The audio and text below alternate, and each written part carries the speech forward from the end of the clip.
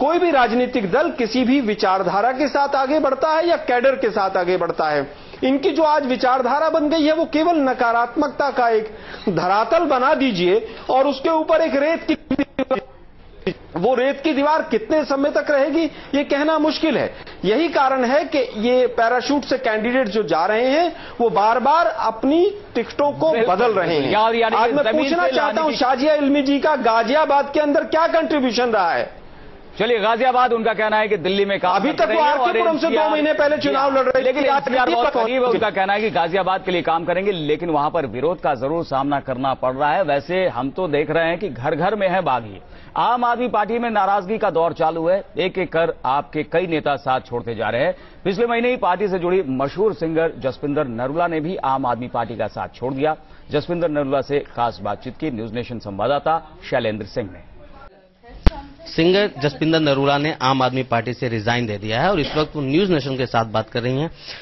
क्या कहेंगी मैम, आप जो सोच लेकर गई थी आम आदमी पार्टी में, वो सोच और आज जबकि आपने आम आदमी पार्टी छोड़ दी है, कितना अंतर देखती हैं? अंतर किसमें, पार्टी में या अपने आप? देखिए, मुझे ऐसा नहीं लगता कि उनको कोई फर्क पड़ेगा मेरे छोड़ने से, या किसी को कोई फर्क पड़ता है। सब काम होते हैं, उनके भी होंगे और मेरे भी होंगे।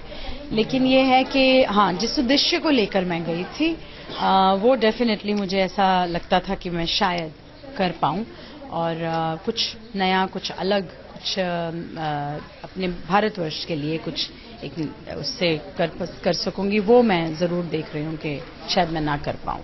वो मैं किसी पार्टी के माध्यम से ही कर सकती थी, जो नहीं कर पाऊंगी।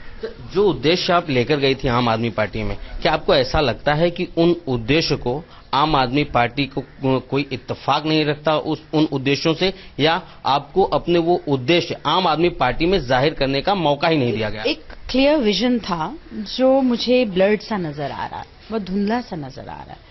और जब मैं ब्लर्ड देखती हूँ, जब मुझे वो साफ नजर नहीं आता, तो मैं सोचती हूँ कि ये चीज मैं इसको यहीं छोड़ दूं, क्योंकि अगर आगे मुझे उसकी सफाई पता नहीं चल रही तो मैं उस चीज को नहीं कर पाऊंगी। Good luck to them. मैं तो उनको शुभकामनाएं दूंगी और अगर कर सकते हैं वो इस बदलाव को, अगर ईश्वर चाहता है कि वो इस बदलाव को जो है वो हैंडल कर सकते हैं और उनको ऐसी वो दी है उन्होंने, तो गुड लक। मैं तो उनको पूरी शुभकामनाएं दूंगी। से बात करने के लिए कहते हैं कि धुआं उठा है तो आग तो जरूर लगी होगी, लेकिन अब इस पूरे मामले में जसविंदर नरूला कुछ भी पत्ते जो अपने हैं वो खोलने की स्थिति में नहीं है। इस वक्त वो वेट एंड वॉच की स्थिति में है। देखते हैं कि अगला कदम जसविंदर नरूला का क्या होता है।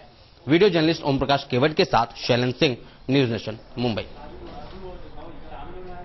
तो अभी अगला कदम क्या होगा ये देखने वाली बात, और तमाम नेता ऐसे हैं जिनका अगला कदम क्या होगा ये देखने वाली बात भी है। अनिल जी, आपसे जानना चाहेंगे कि यहां पर जो नाराजगी की बात आ रही है, निश्चित तौर पर जो मुद्दा, वो मुद्दे से भटके हुए नेता अब दिखाई पड़ रहे हैं। जो आला कमान की बात हो रही है, आला नेताओं की बात हो रही है। मुझे ऐसा लगता है कि मैंने आम आदमी पार्टी को मैंने करीब से देखा, विधानसभा के अंदर भी इनके लीडर्स को देखा। ये बहुत जल्दबाजी में है पार्टी।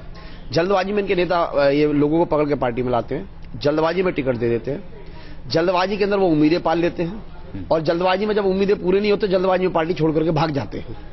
सब कुछ हड़बड़ी में। वैसे भी ये बहुत ज्यादा सीटों पर नहीं लड़ने वाले थे, लेकिन अब अचानक इन्होंने बहुत ज्यादा सीटों पर लड़ने का फैसला कहा कि देश अब क्या है। अब केजरीवाल साहब का अब देखिए कि हम वाराणसी लड़ेंगे, ये क्या दर्शाता है? ये जल्दबाजी है। नहीं, ये तो खैर कह रहे हैं कि हम बड़े नेताओं के खिलाफ मैदान में उतारेंगे अपने उम्मीदवार। सिर्फ इसलिए कि ये थोड़ा बहुत चेहरे टेलीविजन पे दिखते रहे, अपना ब्रांड बनाते रहे, कोई पार्टी इनको सहयोग कर दे और आप ये देखिएगा इनका खेल सब नजर आ जाएगा। जैसे कि समाजवादी पार्टी ने केजरीवाल साहब को सपोर्ट कर रही है वहां पर, यानी कि इनका खेल है कि किसी तरह भी कुछ भी करके मोदी जी को घेरो।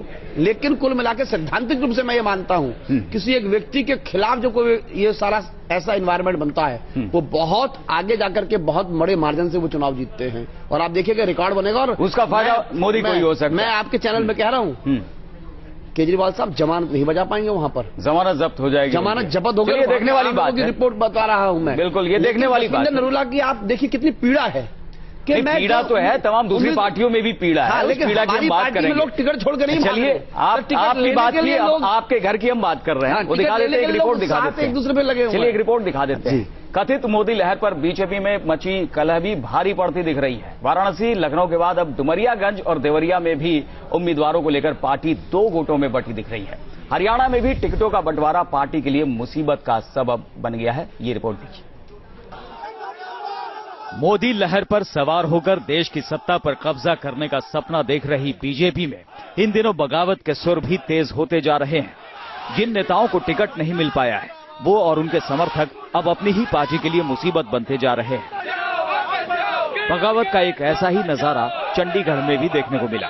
चंडीगढ़ से बीजेपी ने फिल्म अभिनेत्री किरण खेर को उम्मीदवार बनाया है। मंगलवार की दोपहर किरण खेर जब चंडीगढ़ पहुंची तो एक तरफ समर्थकों ने उनका जोरदार स्वागत किया, तो वहीं दूसरी तरफ बीजेपी के कुछ कार्यकर्ताओं ने बाहरी बताते हुए उनकी उम्मीदवारी का विरोध किया और काले झंडे भी दिखाए।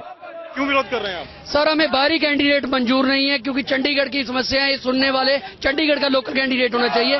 3 कैंडिडेट हमारे हैं, किसी को भी उसमें टिकट दिया जाए हम पूरा सहयोग करेंगे। घर से लड़ रही हूँ, चंडीगढ़ मेरा घर है, मैं चंडीगढ़ की बेटी हूँ, हिमाचल की बहू हूँ। मेरे को 100% उम्मीद है ये सारे मेरे भाई बहने मेरे साथ खड़े, क्यों नहीं जीतूंगी? डंके की चोट पे जीत के जाएंगे हम। डंके की चोट पे। अरे हम उनको गले लगा के मना लेंगे, वो हमारे कार्यकर्ता हैं। शायद मुझ में कुछ कमी हो, पूरी कर दूंगी उनके लिए, फिक्र ना करें। बीजेपी में बगावत के सुर गाजियाबाद में भी दिखाई दिए। पूर्व आर्मी चीफ बीके सिंह की गाजियाबाद से उम्मीदवारी का भी विरोध हुआ।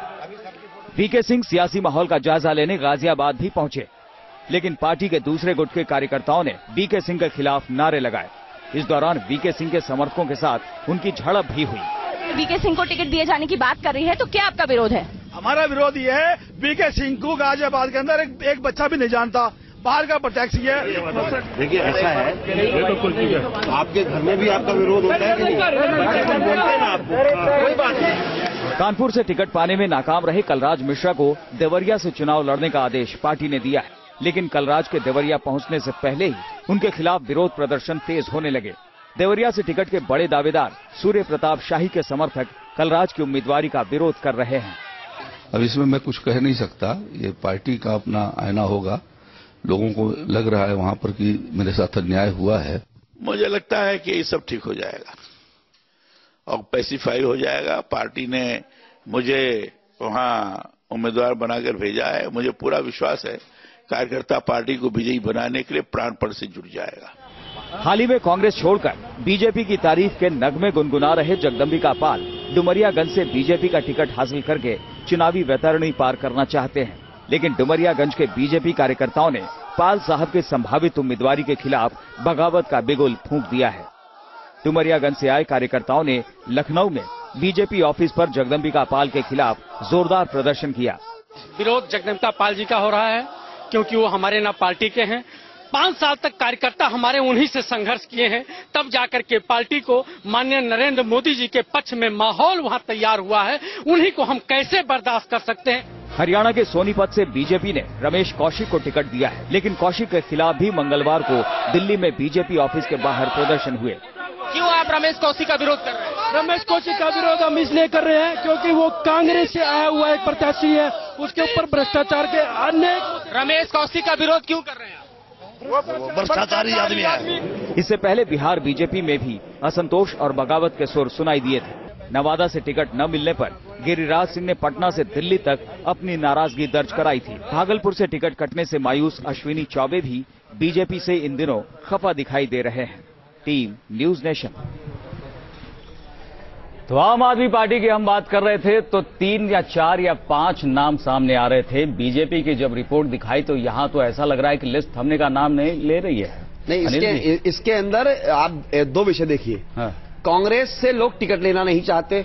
हाँ। आम आदमी पार्टी की लोग टिकट छोड़ के भागने को तैयार हैं। सब बीजेपी से लेना चाह रहे हैं। बीजेपी में इतना ज्यादा आकर्षण है, इतना ज्यादा आकर्षण है कि दूसरों की सीट पे जाके लड़ रहे हैं। नहीं नहीं, ऐसा नहीं है। इतना ज्यादा आकर्षण है कि बीजेपी से लोग लड़ना चाह रहे हैं और उनको पता है कि इस बार बीजेपी से जीत की संभावनाएं अत्यधिक ज्यादा हैं। हमारी आपकी एक भी रिपोर्ट के अंदर नहीं, कानपुर वाले देवरिया चले जा रहे हैं, सोनीपत में कोई और आके लड़ ले रहा है, स्थानीय कार्यकर्ता उनकी बात ऐसा नहीं रहा है। ये पार्टी की स्ट्रेटेजी जो आप जो पार्टी की स्ट्रेटेजी क्या है कि स्थानीय कार्यकर्ताओं की नहीं सुनेंगे? नहीं, क्यों नहीं सुनेंगे? मेरे जैसा कार्यकर्ता जब यहाँ पर बिहार से फिर विरोध की आवाज तो हम कार्यकर्ताओं की सुना रहे थे ना। नहीं, ये तो गाहे बगाहे कहीं भी होता है। नहीं, गाहे बगाहे नहीं तो बहुत ज्यादा हो रहा है, ये तो हर जगह हो रहा है। मुझे ऐसा लगता है हमने चंडीगढ़ दिखाया, हमने गाजियाबाद दिखाया, हमने दिल्ली को दिखाया। रहे थे विरोध, वो जो है पवन बंसल का आदमी है, वो दूसरों का बीजेपी का जो विरोध हो रहा है वो दूसरे करा रहे हैं। मैं ये कह रहा हूँ हमारे यहाँ आकर्षण है, पार्टी में संगठन मजबूत है, बूथों पर कार्यकर्ता खड़े हैं। नहीं, आपको नहीं लगता है कि इसको रोके जाने की, पैसिफाई करने की जरूरत है? अगर कहीं ऐसी गलती है तो पार्टी के वहाँ के स्थानीय लोग और अगर नहीं है, हमने तो तस्वीरें दिखाई है यहाँ पर, गलती है ना, ये तो मान ये ऐसा कैसे मान ले जी? अरे तो वो सामने कह रहे हैं, पार्टी में थोड़ा बता रहे हैं कि जनरल वीके सिंह यहाँ पर आके प्लांट कर दिए गए। जनरल वीके सिंह के पर कोई प्रश्न उठाएगा?